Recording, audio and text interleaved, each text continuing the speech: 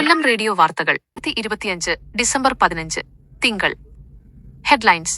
ശബരിമല സ്വർണ്ണക്കൊള്ള കേസ് പാർലമെന്റിലും കോൺഗ്രസ് എംപിമാരുടെ പ്രതിഷേധം. സംസ്ഥാനത്ത് സ്വർണ്ണവിലയിൽ റെക്കോർഡ് വർധന. പവൻ 98,800 രൂപയിലേക്ക്. അട്ടപ്പാടിയിൽ നവജാത ശിശു മരിച്ചു. കളക്ടർ റിപ്പോർട്ട് തേടി. രാഹുൽ മാങ്കൂട്ടത്തിലിന്റെ അറസ്റ്റ് തടഞ്ഞ് ഇടക്കാല ഉത്തരവ് തുടരും. ജാമ്യാപേക്ഷ വ്യാഴാഴ്ചത്തേക്ക് മാറ്റി. മെസ്സിയുടെ ദില്ലി സന്ദർശനം വൈകുന്നു. വിമാനം മുംബൈയിൽ കുടുങ്ങി. വാർത്തകൾ വിശദമായി. ശബരിമല സ്വർണ്ണക്കൊള്ള വിഷയം രാഷ്ട്രീയ ആയുധമാക്കി കോൺഗ്രസ്. കേസിലെ പ്രതികളെ പിടികൂടണമെന്നും മുഖ്യമന്ത്രി പിണറായി വിജയൻ രാജിവെക്കണമെന്നും ആവശ്യപ്പെട്ട് പാർലമെന്റിന് മുന്നിൽ കോൺഗ്രസ് എംപിമാർ പ്രതിഷേധിച്ചു. തദ്ദേശ തിരഞ്ഞെടുപ്പിൽ ശ്രദ്ധേയമായ പാരഡി ഗാനങ്ങൾ പാടിയായിരുന്നു പ്രതിഷേധം. കേസിൽ കോടതിയുടെ മേൽനോട്ടത്തിൽ CBI അന്വേഷണം വേണമെന്നും എംപിമാർ ആവശ്യപ്പെട്ടു. കോൺഗ്രസിന് ദിശാബോധവും നയവും ഇല്ലാതായെന്ന് ശശി തരൂർ. പാർട്ടി കേവലം ഒരു പ്രതിപക്ഷമായി മാറുന്നു എന്ന വിമർശനം അദ്ദേഹം ശരിവെച്ചു. ഇതിനിടെ LDFിലെ അതൃപ്തരെ UDFിലേക്ക് സ്വാഗതം ചെയ്ത് മുസ്ലിം ലീഗ് നേതാവ് PK കുഞ്ഞാലിക്കുട്ടി രംഗത്തെത്തി. മുന്നണി വിപുലീകരണം ലക്ഷ്യമിട്ടാണ് ഈ നീക്കം. പത്തനംതിട്ട CPMൽ തദ്ദേശ തിരഞ്ഞെടുപ്പ് പരാജയത്തിനു പിന്നാലെ പൊട്ടിത്തെറി. മുൻ MLA KC രാജഗോപാലൻ പാർട്ടിക്കുള്ളിലെ കാലുവാരലിനെതിരെ പരസ്യമായി രംഗത്തെത്തി. കോഴഞ്ചേരി ഏരിയ സെക്രട്ടറിക്കെതിരെ അദ്ദേഹം നേതൃത്വത്തിന് പരാതി നൽകും. അതേസമയം തദ്ദേശ തിരഞ്ഞെടുപ്പോടെ കോൺഗ്രസിൽ താഴെത്തട്ടിൽ ഗ്രൂപ്പിസം അവസാനിച്ചുവെന്ന് ചെറിയാൻ ഫിലിപ്പ് അഭിപ്രായപ്പെട്ടു. അട്ടപ്പാടിയിൽ നവജാത ശിശു മരിച്ചു. സ്വർണ്ണ പിരിവിലെ സുമിത്രയുടെ മകനാണ് മരിച്ചത്. 6 മാസം പ്രായമുള്ളപ്പോൾ വീട്ടിൽ വെച്ചായിരുന്നു പ്രസവം. സംഭവത്തിൽ ജില്ലാ കളക്ടർ റിപ്പോർട്ട് തേടി. ഇത് സുമിത്രയുടെ 6ാമത്തെ പ്രസവമാണ്. മുമ്പ് നടന്ന 5 പ്രസവങ്ങളിലും കുഞ്ഞുങ്ങൾ മരണപ്പെട്ടിരുന്നു. വിശദമായ പരിശോധനയ്ക്കായി യുവതിയെ മെഡിക്കൽ കോളേജിലേക്ക് മാറ്റും. നടിയെ ആക്രമിച്ച കേസിൽ അതിവേഗ അപ്പീൽ നീക്കവുമായി സർക്കാർ. വിചാരണ കോടതി വിരുദ്ധിക്കെതിരെ ഉടൻ ഹൈക്കോടതിയെ സമീപിക്കും. അതേസമയം എറണാകുളത്തപ്പൻ ക്ഷേത്രത്തിലെ പരിപാടിയിൽ നിന്ന് നടൻ ദിലീപ് പിന്മാറി.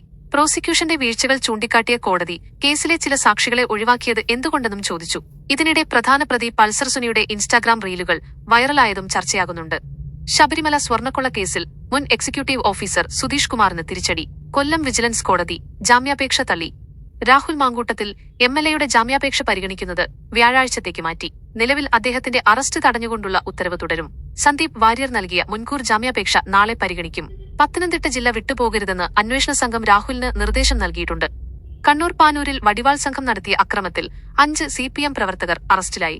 മലപ്പുറം വണ്ടൂരിൽ LDF പ്രവർത്തകന്റെ ബൈക്ക് തകർത്ത സംഭവത്തിൽ UDF സ്ഥാനാർത്ഥിയുടെ ഭർത്താവിനെതിരെ കേസെടുത്തു.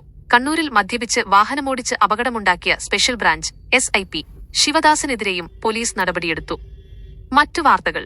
LDF സ്ഥാനാർത്ഥിയുടെ മകനായ DYFI നേതാവ് SNDPക്കെതിരെ സന്ദേശമിട്ടത് വിവാദമായി.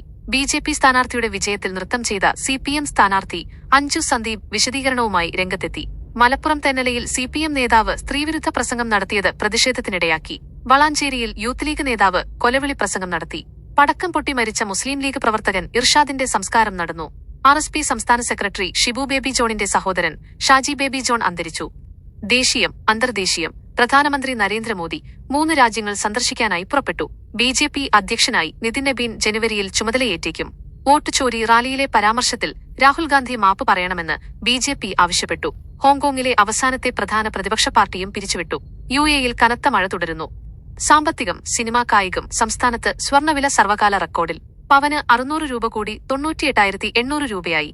ഗ്രാമിന് 12,350 രൂപയാണ് ഇന്നത്തെ വില. ഇൻസ്റ്റാഗ്രാം യുവർ ആൽഗോരിതം എന്ന പുതിയ ഫീച്ചർ അവതരിപ്പിച്ചു. നിവിൻ പോളിയുടെ ഫാർമ ട്രെയിലർ പുറത്തിറങ്ങി. നടൻ ദിലീപ് പുതിയ ഇന്നോവ ഹൈക്രോസ് സ്വന്തമാക്കി. ബാലചന്ദ്രന്റെ അഭിനയം അനുഭവം എന്ന പുസ്തകം പ്രസിദ്ധീകരിച്ചു. മെസ്സിയുടെ ദില്ലി സന്ദർശനം വൈകുന്നു. കനത്ത മൂടൽമഞ്ഞ് കാരണം വിമാനം മുംബൈയിൽ നിന്ന് പുറപ്പെടാൻ വൈകിയതാണ് കാരണം. വൈകിട്ട് 4 മണിയോടെ താരം സ്റ്റേഡിയത്തിലെത്തും. വാർത്തകൾ അവസാനിക്കുന്നു. വാർത്തകൾ തയ്യാറാക്കിയത് രജനീഷ് മൈനാഗപ്പള്ളി.